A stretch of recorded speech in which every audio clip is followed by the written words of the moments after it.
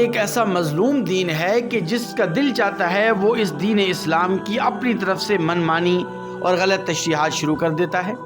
اب اس نوجوان کو دیکھیے کہ یہ نوجوان نماز وتر کے متعلق کتنی غلط بیانی سے کام لے رہا ہے۔ پہلے ذرا اس نوجوان کو سن لیں، یہ کہتا کیا ہے، پھر اس کے بعد اس پر بات کرتے ہیں۔ ساری زندگی وتر کی نماز غلط ادا کرتے آ رہے تھے ہم۔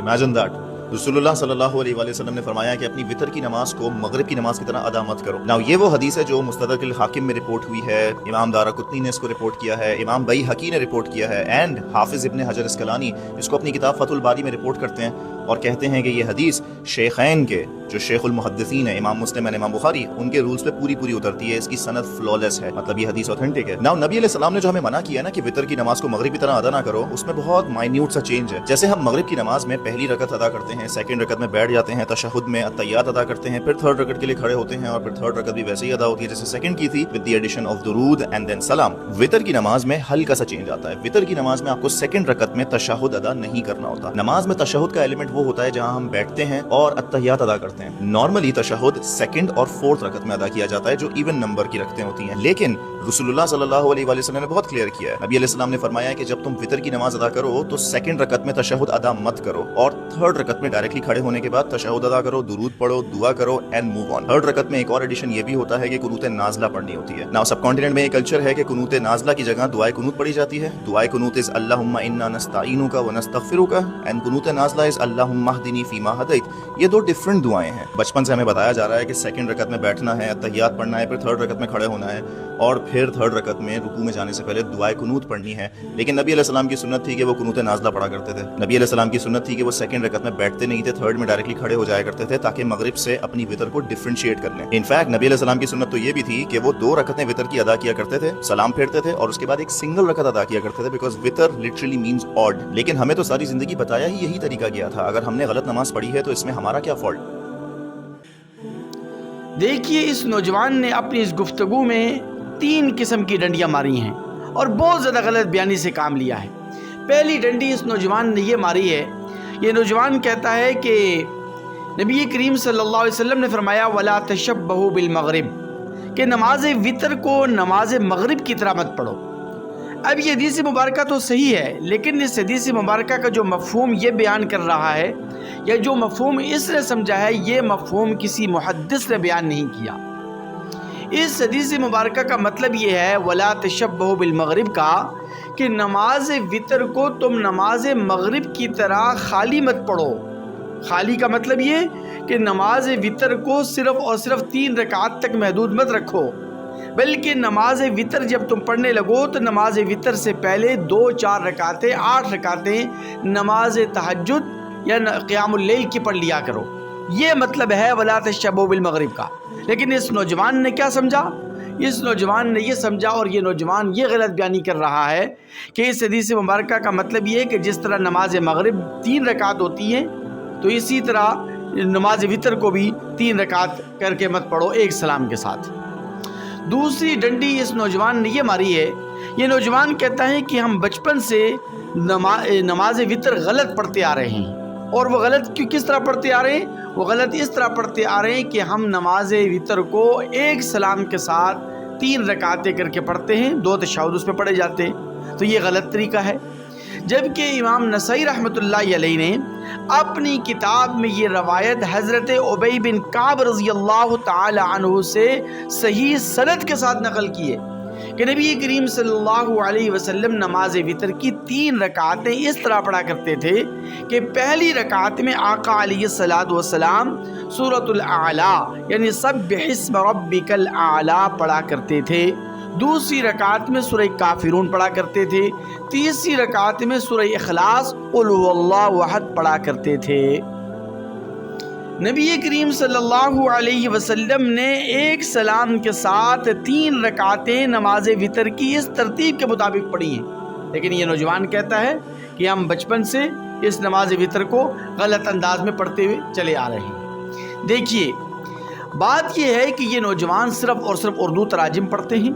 اردو تراجم پڑھ کر اردو تفاسیر پڑھ کر آ کر ویڈیو ریکارڈ کر کے امت کو کنفیوز کر رہے ہیں اور لوگوں کو گمراہ کر رہے ہیں۔ اصول یہ ہے کہ تمام فقہاء کرام رحمۃ اللہ علیہ رحمۃ واسعہ جتنے بھی فقہاء کرام ہیں، یہ فقہاء کرام جب قرآن اور حدیث سے مسائل کا استنباط کرتے ہیں، مسائل مستنبط کرتے ہیں، تو اس وقت ہر ایک فقیہ تمام روایات کو مد نظر رکھتے ہوئے جو دلیل، جو روایت اس کے اصول کے مطابق ہوتی ہے، تو اس حدیث مبارکہ کو یا اس دلیل کو ترجیح دیتے ہوئے اپنا فیصلہ سناتا ہے۔ اب نماز وطر کے متعلق کیفیات مختلف احادیث مبارکہ کے اندر آئی ہیں۔ نماز وطر ایک سلام کے ساتھ، نماز وطر دو سلاموں کے ساتھ، نماز وطر ایک رکعت، نماز وطر 3 رکعت، یہ مختلف قسم کی روایات احادیث مبارکہ کے اندر آئی ہیں۔ تو ان مختلف روایات کی بنیاد پر ہر ایک فقیہ نے، ہر ایک امام نے، ہر ایک مجتہد نے اپنے اپنے اصول کے مطابق فیصلہ سنایا ہے۔ مثال کے طور پر امام مالک رحمۃ اللہ علیہ فرماتے ہیں کہ نماز وطر ہے تو 3 رکعت ہے لیکن 2 سلاموں کے ساتھ ہے۔ امام شافعی رحمہ اللہ فرماتے ہیں کہ نماز وطر 1 رکعت بھی جائز ہے اور 3 رکعت بھی جائز ہے، یعنی کم از کم وہ فرماتے ہیں کہ نماز وطر 1 رکعت ہو، ادنا سے ادنا نماز وطر 1 رکعت ہونی چاہیے، لیکن زیادہ سے زیادہ 3 بھی پڑھ سکتے ہیں، 3 بھی پڑھنا جائز ہے۔ امام اعظم ابو حنیفہ رحمۃ اللہ علیہ نے ان حدیث مبارکہ کی بنیاد پر جن میں 3 رکعت آئی ہے، ان روایات کی بنیاد پر امام اعظم ابو حنیفہ رحمۃ اللہ علیہ نے فرمایا کہ نماز وطر 3 رکعتیں 1 سلام کے ساتھ، 2 تشہد اس میں پڑھے جاتے ہیں، پہلا تشہد 2 رکعت کے بعد، پھر اس کے بعد آخری تشہد پڑھا جاتا ہے۔ اب اس نوجوان کو کیا پتا، یہ نوجوان نہ عربی گرامر سے واقف ہے، نہ اس نوجوان کو محدثین کے اصول کا پتہ ہے، نہ یہ نوجوان لغت عربی کے صرف و نحو کے جو قواعد ہیں، ان کو قواعد و ضوابط ہے، نہ ان سے واقف ہے، تو اس نوجوان کو کیسے سمجھایا جائے اور اس نوجوان کی اس بات کے اوپر کیا کہا جائے اور اس کے اوپر کیا تبصرہ اور کیا تجزیہ پیش کیا جائے۔ تیسری ڈنڈی اس نوجوان نے یہ ماری ہے کہ یہ نوجوان کہتا ہے کہ نماز وطر کے اندر جو دعائے قنوت ہم پڑھتے ہیں، یہ دعائے قنوت غلط ہے۔ وہ کہتے ہیں یہ دعائے قنوت سرے سے ثابت ہی نہیں ہے۔ اب یہ دیکھیے کتنی بڑی غلط بیانی ہے اور کتنی بڑی غلط بیانی یہ کر رہا ہے۔ نبی کریم صلی اللہ علیہ وسلم نے اس دعائے قنوت کو، جو دعائے قنوت نماز وطر کے اندر پڑھی جاتی ہے، اس دعائے قنوت کے پڑھنے کا اہتمام فرمایا ہے۔ امام ابو داود رحمۃ اللہ علیہ نے اپنے مراسیل میں یہ دعائے قنوت اللہم انا نستعینک والی روایت باضابطہ طور پر نقل کی ہے اور صحیح سند کے ساتھ نقل کی ہے۔ ہاں یہ بات ٹھیک ہے، یہ بات درست ہے کہ اللہم اہدنی فیمن ہدیت والی جو روایت، جو دعا ہے، تو یہ دعا بھی منقول ہے، اور یہ دعا حسن بن علی رضی اللہ تعالی عنہ کو نبی کریم صلی اللہ علیہ وسلم نے ترغیباً ارشاد فرمائی ہے اور تاکیداً ارشاد فرمائی ہے۔ لیکن اس کا یہ مطلب ہرگز نہیں ہے کہ اللہم اہدنی فیمن ہدیت والی دعا صحیح ہے اور اللہم انا نستعین والی دعا پڑھنا یہ غلط ہے یا یہ دعا ثابت نہیں ہے۔ یہ تو بہت بڑی زیادتی ہے۔ ہاں یوں کہا جا سکتا ہے کہ اگر کوئی آدمی اللہم انا نستعینک والی دعا نہیں پڑھتا اور اللہم انا نستعینک کی جگہ پر کوئی اور دعائے معصورہ پڑھتا ہے کہ جو دعا کلام الناس کے مشابہ نہ ہو، تو وہ دعا بھی پڑھنا جائز ہے۔ جواز میں تو کوئی اختلاف نہیں ہے، جواز میں تو کوئی شک و شبہ نہیں ہے، لیکن افضل یہ ہے، بہتر یہ ہے، مسنون یہ ہے، سنت یہ ہے کہ اللہم انا نستعینک والی دعا پڑھی جائے۔ اب یہ نوجوان کتنی غلط بیانی سے کام لے رہا ہے، یہ کہتا ہے کہ نہیں بھئی نماز وطر کے اندر دعائے قنوت نہیں بلکہ قنوت نازلہ پڑھی جائے۔ حالانکہ یاد رکھیے اس جملے کو میں چیلنج کر رہا ہوں، اگر یہ نوجوان میری ویڈیو دیکھ رہا ہے تو میں اس کو چیلنج کرتا ہوں کہ نماز وطر کے اندر قنوت نازلہ مشروع ہے ہی نہیں ہے۔ قنوت نازلہ تو نماز فجر کے اندر پڑھی جاتی ہے۔ دعائے قنوت جو ہے یہ نماز وطر کے اندر، دعائے قنوت یہ نماز وطر کے اندر مشروع ہے، قنوت نازلہ نماز وطر میں مشروع ہے ہی نہیں۔ اس لیے شوافع اور دیگر جو ائمہ کرام ہیں وہ اپنے اپنے مسلک کے مطابق اس دعائے قنوت کو نماز وطر کے اندر پڑھتے ہیں۔ مثال کے طور پر امام شافعی رحمۃ اللہ علیہ عام حالات میں یعنی پورا سال نماز فجر کے اندر دعائے قنوت کو پڑھتے ہیں، اللہم اہدنی فیمن ہدیت والی دعا پڑھتے ہیں، اور رمضان المبارک کے مہینے کے اندر 15 رمضان کے بعد اہل شوافع نماز وطر کے اندر اس دعائے قنوت کو بلند آواز کے ساتھ پڑھتے ہیں۔ اور احناف کا طریقہ یہ ہے، احناف کی طرف سے یہ فتویٰ ہے کہ دعائے قنوت جو ہے نماز وطر کے اندر پورا سال انفرادی طور پر تیسری رکعت میں سورہ فاتحہ، سورہ اخلاص، جو بھی صورت آپ پڑھتے ہیں تو اس کے بعد پڑھی جائے رکوع سے پہلے، اور جب رمضان المبارک کے مہینے کے اندر وطر کی نماز باجماعت پڑھی جائے تو اس وقت امام بھی خاموشی کے ساتھ تیسری رکعت میں اسی ترتیب کے مطابق دعائے قنوت کو پڑھے گا، مقتدی بھی اسی ترتیب کے مطابق پڑھیں گے۔ اب ایک اور روایت میں آپ کے سامنے نقل کرنے لگا ہوں کہ جو کہ امام ابو داؤد رحمہ اللہ نے بھی اس روایت کو نقل کیا ہے،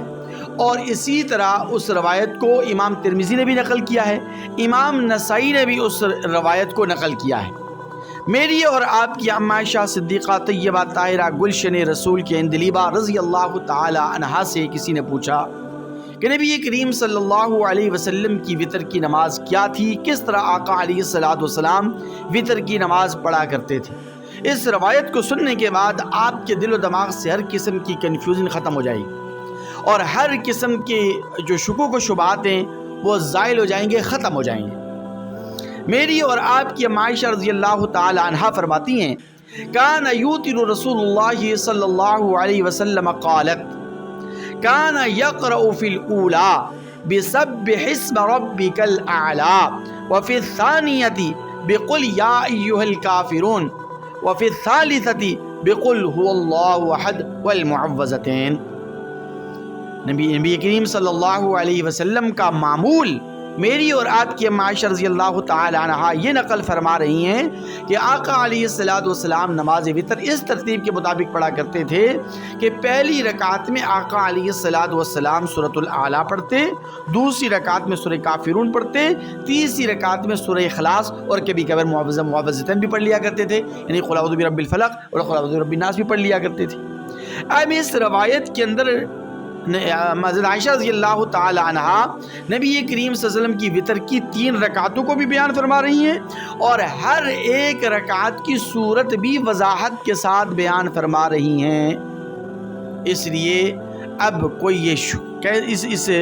ان تمام تفصیلات کو سننے کے بعد اور ان تمام تفصیلات کو سامنے آنے کے بعد کسی کے دل و دماغ میں یہ شک اور یہ شبہ اور یہ کنفیوزنگ کیسے باقی رہ سکتی ہے کہ نماز وطر جس طرح ہم پڑھتے ہیں تو یہ نماز وطر پڑھنا غلط ہے، یہ نماز وطر پڑھنا ثابت نہیں ہے۔ اس لیے ایسے نوجوانوں کی باتوں میں آپ آئیں گے تو آپ ہمیشہ کنفیوز ہی رہیں گے۔ دراصل یہ ویڈیو میں نے اس لیے ریکارڈ کی کہ میرا برباد ہو گئی، ہم نے تو ساری زندگی وطر کی نماز غلط پڑھی ہے۔ تو جب میں نے اس کو سمجھایا اپنے اس نمازی کو، مقتدی کو، اور اس کو میں نے تفصیل کے ساتھ سمجھایا تو بڑی مشکل سے وہ نوجوان قائل ہوا، اور اس نے کہا کہ ہاں الحمدللہ میرا ذہن بالکل صاف ہو گیا ہے، کیونکہ میں تو اس نوجوان کی گفتگو سن کر بہت زیادہ پریشان ہو گیا تھا۔ تو اس لیے میں آپ سے ہمیشہ یہی گزارش کرتا ہوں اپنے چینل کے توسط سے کہ دین کو سیکھیے صرف اور صرف علماء سے، اور جو جید علماء ہیں انہی سے آپ کو صحیح دین ملے گا، صحیح آپ کو فقاہت اور صحیح سمجھ بوجھ اور بصیرت آپ کو حاصل ہوگی۔